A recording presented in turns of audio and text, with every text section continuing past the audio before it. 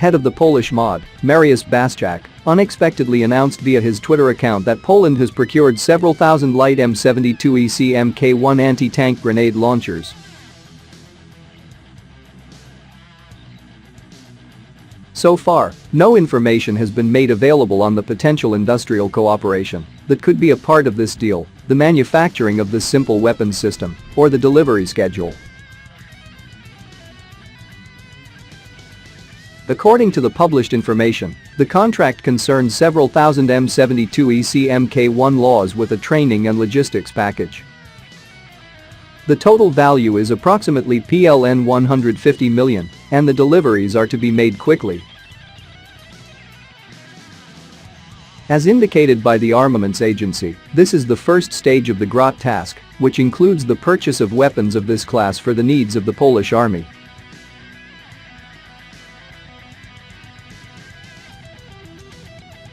The M72EC Mk1 grenade launcher is one of the newest versions of the M72 LAW, light anti-tank weapon, launcher family.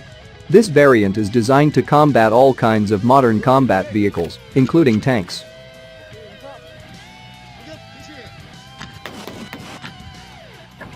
For this purpose, he received a new type of cumulative warhead. The grenade launcher has a Picatinny rail that allows the installation of additional observation and sighting devices.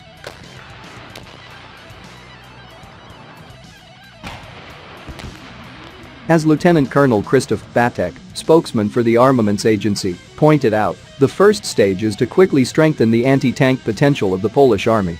The desired ability is also to locate the production in Poland.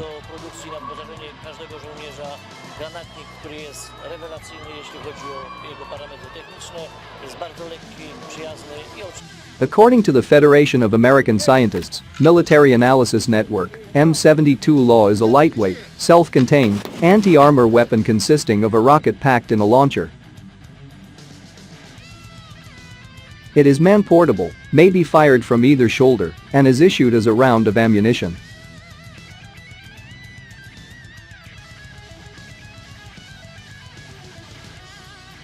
It can be stored long-term and requires little from the user beyond a visual inspection and some operator maintenance.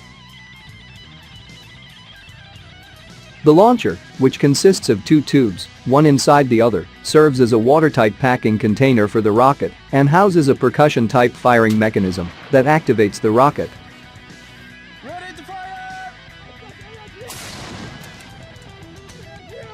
It contains a non-adjustable propelling charge and a rocket, and every M72 series LAW has an integral high-explosive anti-tank, heat, warhead. The M72 was designed in the early 1960s for use against light armored vehicles of that era. It could penetrate about 3/4 of an inch of armor.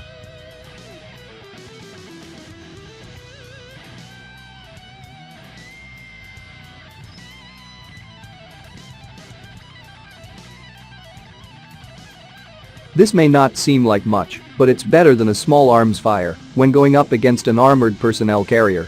Tanks are also pretty soft in the tail.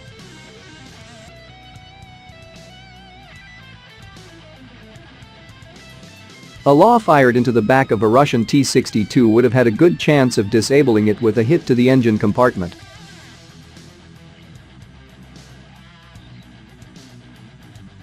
More recent and improved versions of the M72 series LAWs were produced in the 1990s, including the M72A4, M72A5, M72A6, and M72A7.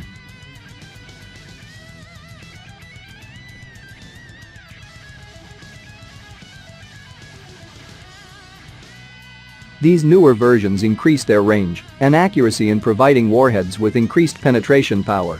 The M72EC Mk.1 could punch through almost 18 inches of armor.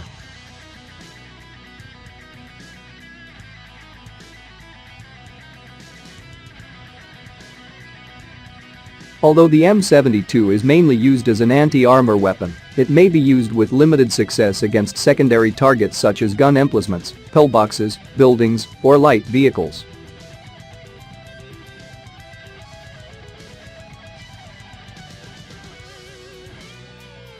The M72s provided the best balance of weight and bulk to combat effectiveness.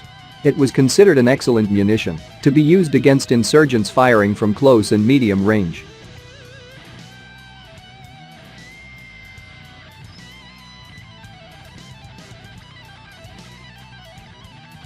It was fast and easy to bring into operation, and it was considered to be both a good suppressive weapon and quite accurate and lethal at the same time, says the 3rd Brigade Combat Team, 10th Mountain Division. Lessons learned from March 2010.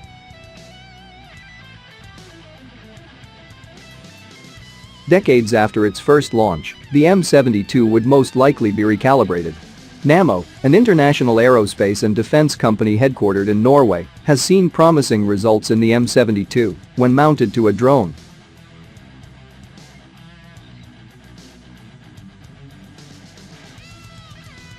Nammo writer Thorstein Korsvold says that they have been working on a concept where the M72 is mounted on a drone for several years.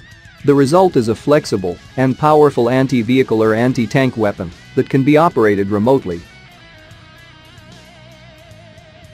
With the M72 mounted on a drone, users can bring the weapon to the target in a way not previously possible. This opens up both a top attack option against more heavily armored targets, even main battle tanks, while at the same time removing operators from the danger zone, says Kwok Bao Diop, Nammo's vice president for shoulder-fired systems.